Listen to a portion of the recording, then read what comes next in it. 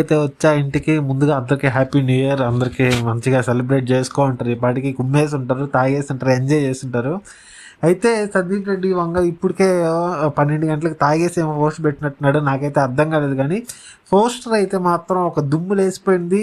నాకు ఇది సినిమా ఉంది కదా, అర్జున్ రెడ్డి లాగా కనపడింది. ఎందుకంటే అర్జున్ రెడ్డిలా నాకైతే అర్జున్ రెడ్డియే కనపడింది. ఎందుకంటే వెనకాల స్టిక్కర్స్ అదే దెబ్బలు పెట్టుకొని మనవాడు మందు గ్లాస్ పెట్టుకొని ముందు సిగరెట్ వెలిగించుకుంటా, అది కాక పోలీస్ ఆఫీసర్ అని చెప్పి దాంట్లో కూడా రాసింది.